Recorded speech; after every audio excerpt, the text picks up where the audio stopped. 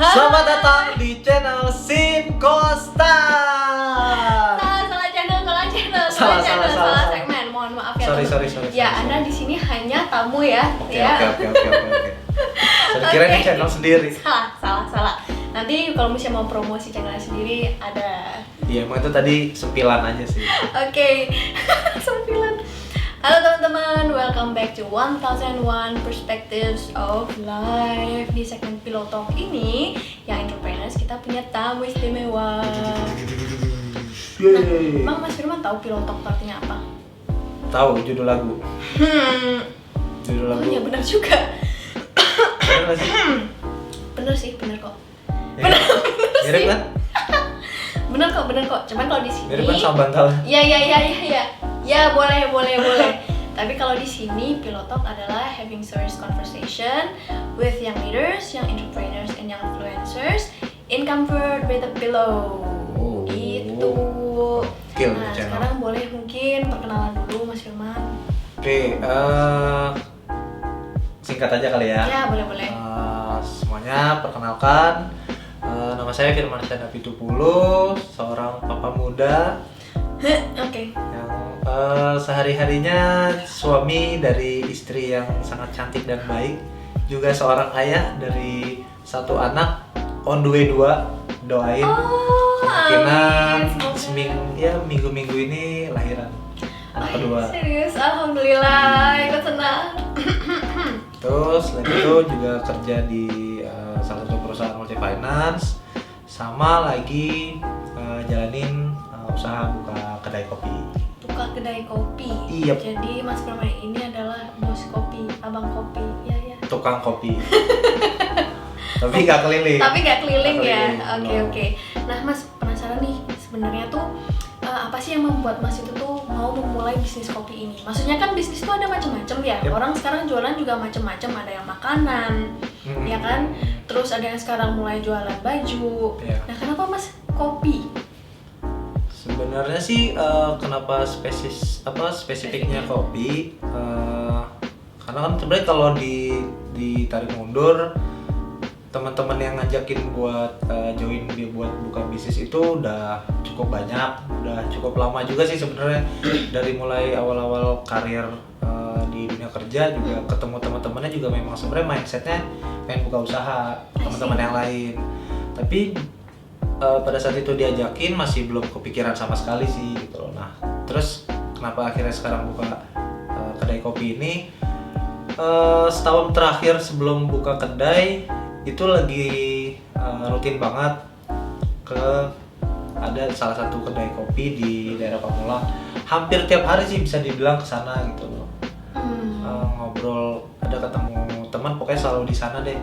Mulai dari teman-teman di komunitas, terus beberapa teman-teman kantor juga kalau saya lagi nongkrong sana, saya bawa ke sana juga. Terus kepikiran kenapa nggak buka kedai sendiri aja gitu ya. Maksudnya ya karena memang aktivitasnya dari dulu memang biasa kalau pulang kantor tuh ya sempetin buat kayak mampir ke bentar. Maksudnya biar relax juga kan pikiran kan habis kerja, jadi pulang ke rumah tuh udah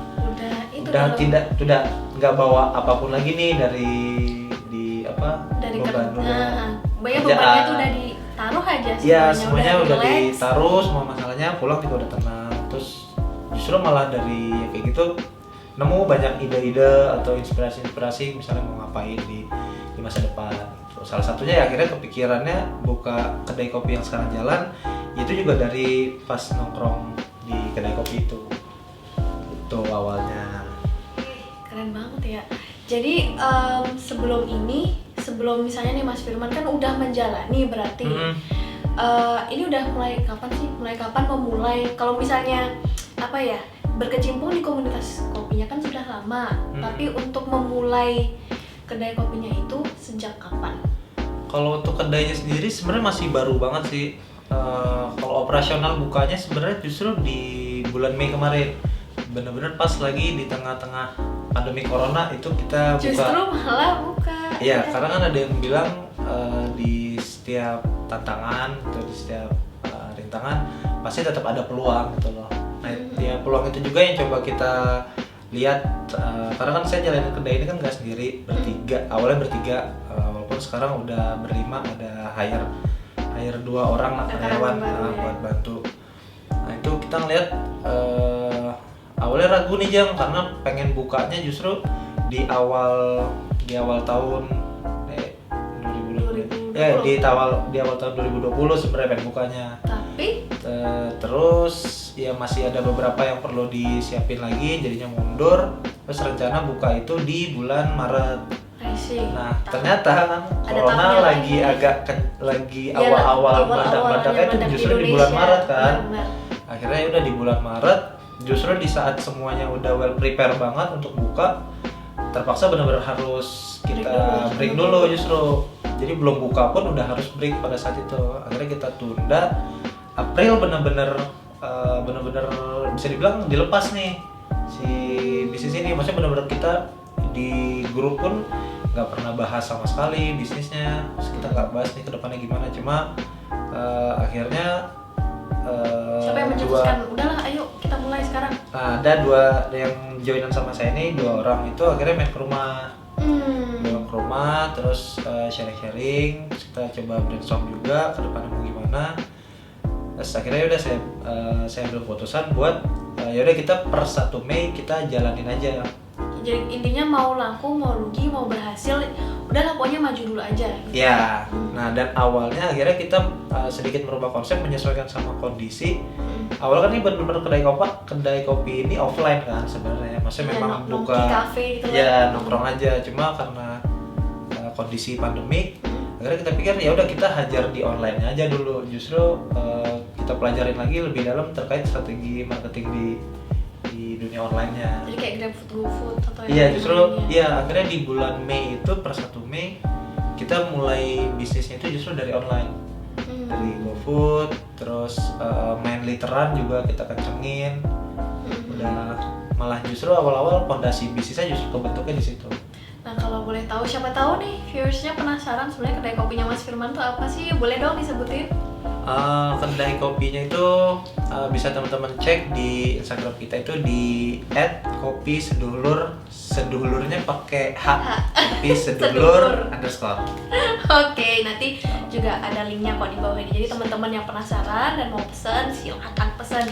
Enak banget pokoknya kopinya. Kita teman-teman kantor selalu pesen di dia.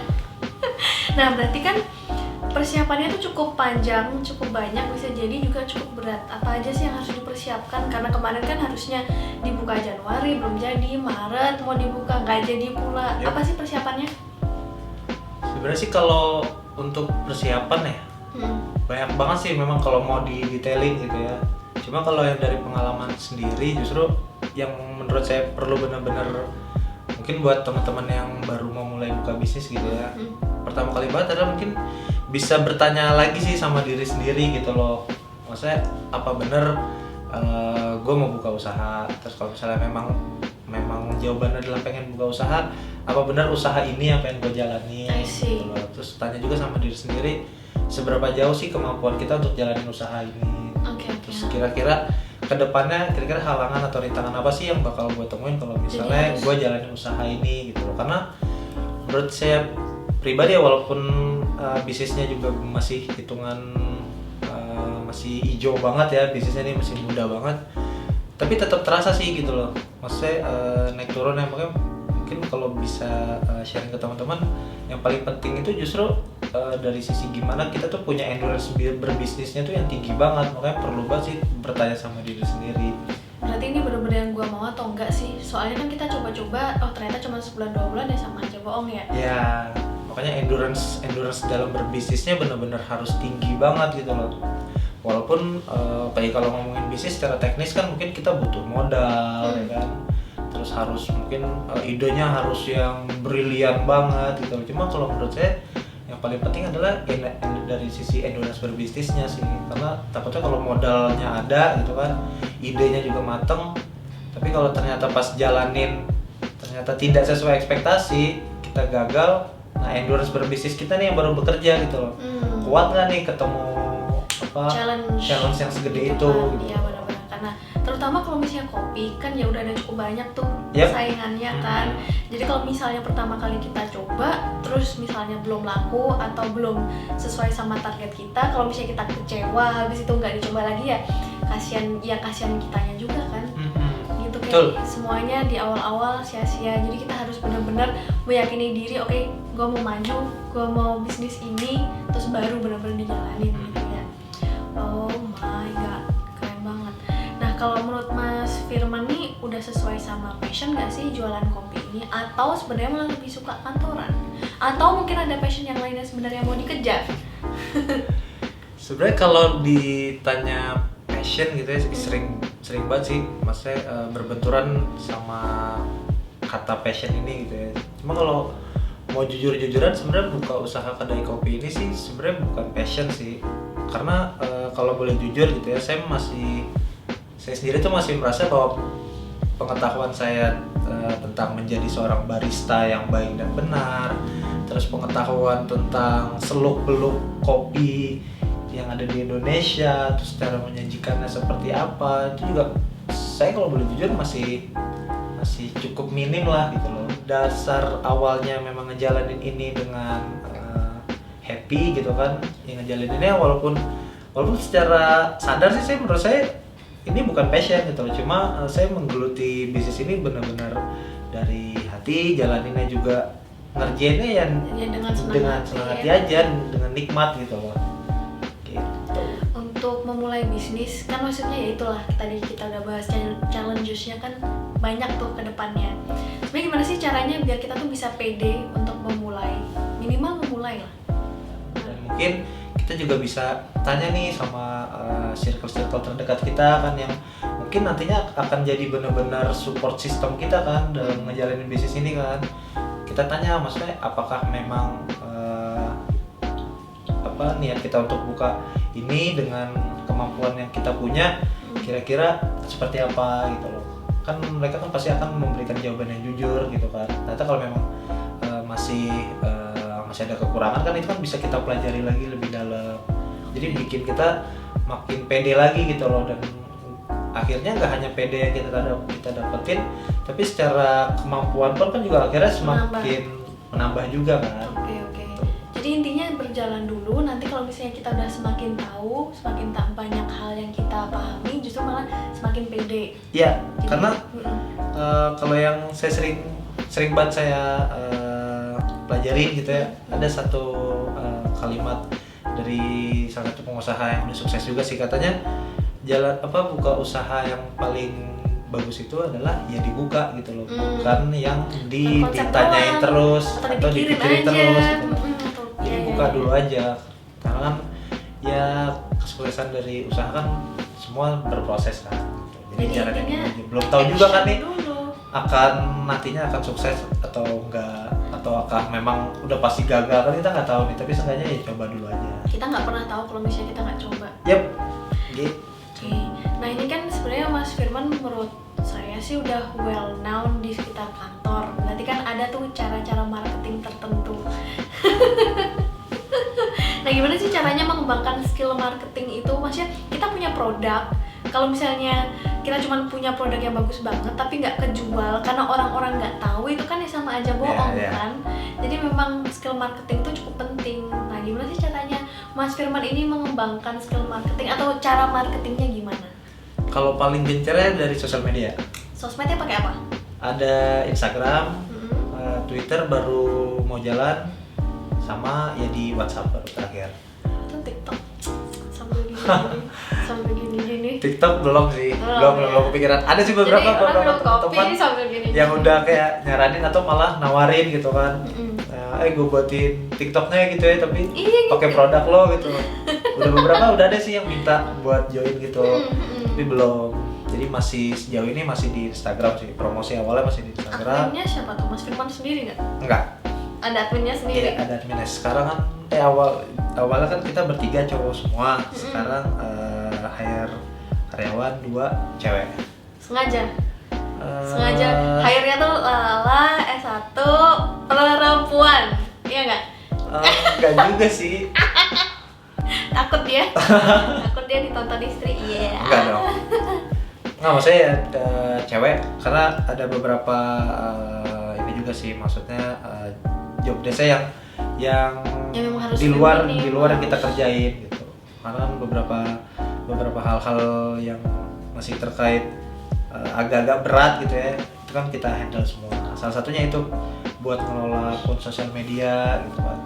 Kitanya kayak udah nggak kepegang gitu loh takutnya. Ya soalnya kan Mas Firman sendiri, maksudnya kita juga pernah kan datang ke kedai dan ya itu Mas Firmannya sibuk sendiri, kitanya kan pengen nongkrong bareng ya di kedai kopi, tapi ya namanya juga yang punya.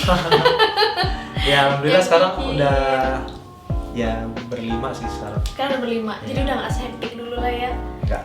udah agak lebih santuy. Baiklah. Nah yang namanya kopi itu kan banyak tuh, ada berbagai macam merek lah. Teman-teman sendiri kalau misalnya lagi buka GrabFood atau GoFood, pasti kan kalau ketik kopi langsung muncul banyak. Berarti kan persaingannya sebenarnya banyak tuh. Mas Firman sendiri kalau misalnya menghadapi persaingan gimana tuh caranya? Biar tetap sedulur itu menonjol.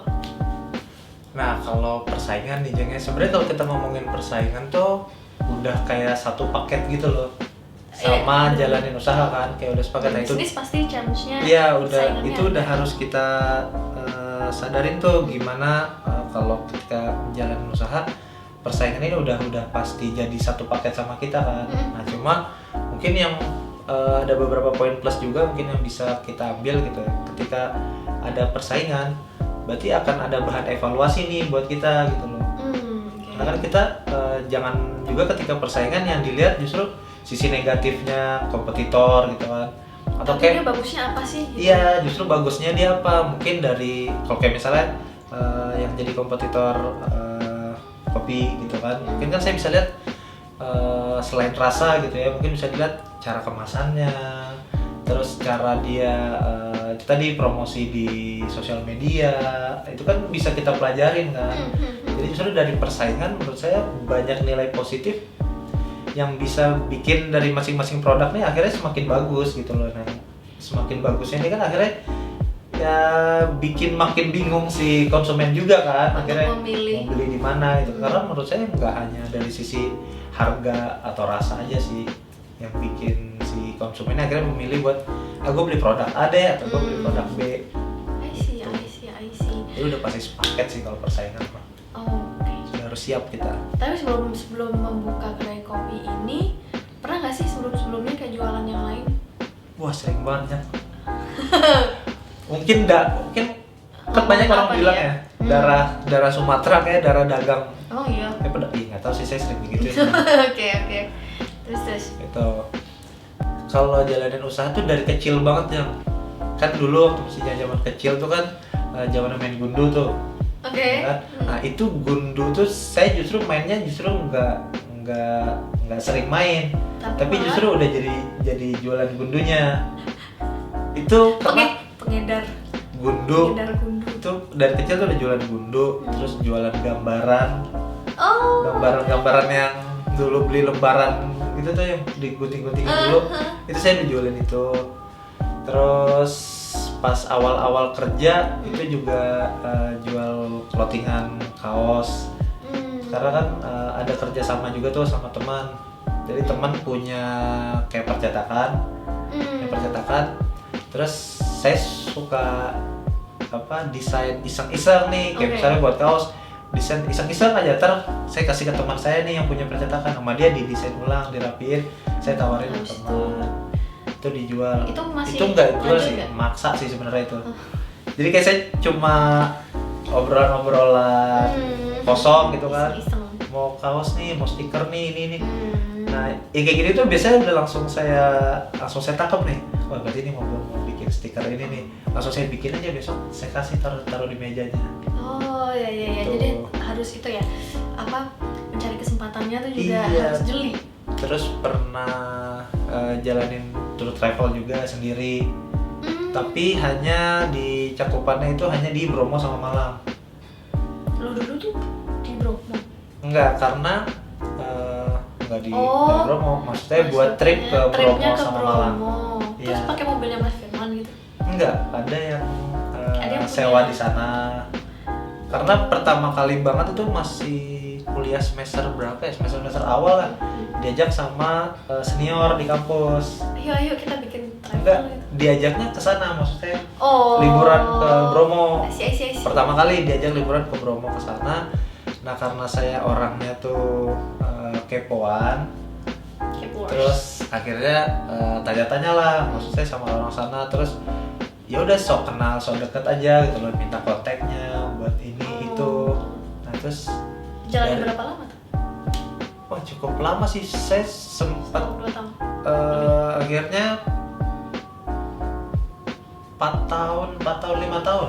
Lumayan juga. Tapi Lumayan juga, bahkan dulu sempat mikir kayak apa resign dari kerjaan kali ya, terus itu lanjut biar sama yang- fokusin di sana. Atau kan pikirannya dulu kan cuma ngambilnya di Jumat, Sabtu, Minggu kan. Terus banyak beberapa yang minta di guide ke sana di weekday, itu nggak bisa saya ambil. Oh, Terus I see, pikiran I juga see. kayak bisa kali ya explore daerah lain nih, gak hanya di Bromo sama Malang. Terus kenapa berhenti? Kenapa udah nggak lagi? Ya, waktu itu masih galau sih. Oh, antara dua pilihan. Ya sekarang juga udah berkeluarga juga sih ya. Jadi maksudnya kan waktu yang dibagi Ya. makin banyak ya. Bingung. I see. Karena waktu itu ya akhirnya berhentinya karena memang udah mepet-mepet mau nikah sih. Ya kan pasti. Mepet-mepet mau nikah, terus kayaknya Gak ada waktu. aduh, kayak bergambling ini tar dulu deh. Oh, maksudnya kalau misalnya mau melanjutkan usaha bisa berhasil bisa enggak. Iya. Cuman kalau istri kan udah pasti. Yap. Gitu. I see. Jadi gitu ya teman-teman. Itulah pilihan Mas Firman. Luar biasa. Kayak pertanyaan terakhir nih Mas. Pernah nggak sih berada di situasi dimana Mas Firman tuh udah hampir mau nyerah, hampir putus asa? Bisa misalnya nih, bisa di situasi di kerja ataupun sekarang di kedai kopi, ataupun misalnya sebelumnya Mas Firman pernah berbisnis apa. Pernah nggak sih putus asa tapi akhirnya Mas Firman bisa bangkit lagi? Nah itu gimana caranya juga biar bangkit? Jatuh gitu kan. Mm-mm. Itu ya cukup sering lah gitu, karena pernah juga di kantor sebelum 2 kantor sebelum BFI itu saya kena pengurangan karyawan di saat itu tinggal 1 bulan lagi mau nikah. Ya ampun. Berantakan sih. Ya cuma balik lagi ya, mungkin kayak di kondisi kayak gini pun sama halnya kayak jalanin usaha gitu kan, perlu juga ada support system dari sisi keluarga, dari sisi teman gitu loh, yang benar-benar bisa kasih kita support semangat. motivasi gitu, mau apapun kondisinya gitu kan. Karena itu sempat nguber juga akhirnya. Saya sempat Mobil. 2-3 bulan mobil. Oh. Karena memang waktu itu udah punya mobil juga kan. Akhirnya ya udah ini dulu aja deh gitu loh. Nah, dari situ, dari Uber akhirnya dapet channel pas nganterin orang di Sinarmas. Gila, keren banget. Oke. Nganterin orang di Sinarmas, terus akhirnya saya sempat kerja di Sinarmas di bagian yang ngebangun es park. Oh, Gitu. karena itu jadi tahu BFI. Ya, Oh. itu akhirnya ya. Kayak apa ya, kayak bertabrakan terus ya. Ya, tadi mungkin tadi saya bilang apapun halangan, rintangan gitu kan, itu pasti tetap ada peluang sih di balik Pasti semua nanti itu. ada jalannya. Ya, makanya kalau ditanya gimana cara bangkit lagi, ya menurut saya Lebih ke support sistemnya. ya, karena apapun itu sih intinya jangan nyerah aja sih gitu loh. Kalau jatuh ya bangkit lagi, jatuh lagi ya bangkit lagi aja terus gitu loh. Intinya jangan sampai pernah menyerah, karena kalau udah nyerah selesai. Selesai, kayak udah pasti nggak bakal Iya. ada jalan yang dibuka. Betul. I see. Keren Gitu banget ya. loh. Kayak udah mau nikah, bayangin kita bulan depan ini sekarang Agustus September mau nikah, tapi kena pengurangan ya Allah, sakit banget. Iya, sekarang ceritanya sih bisa sambil ketawa-tawa Iya, gitu. tapi kalau dulu ya keren, tapi bisa bangkit dari itu keren banget. Oke Mas Firman, keren banget ceritanya. Gila sih, maksudnya perjuangannya Mas Firman dari yang dulunya Iya. kenapa banget, habis itu Gak banyak yang tahu sih. ini berarti pertama kalinya Mas Firman share di publik bahwa dulu pernah mengalami hal itu. Kalau ke publik, iya. Tapi kalau beberapa teman-teman yang terdekat dekat-dekat tahu banget ya. sih tahu sih. Terutama Karena ya cerita. yang jadi support system Iya. itu ya.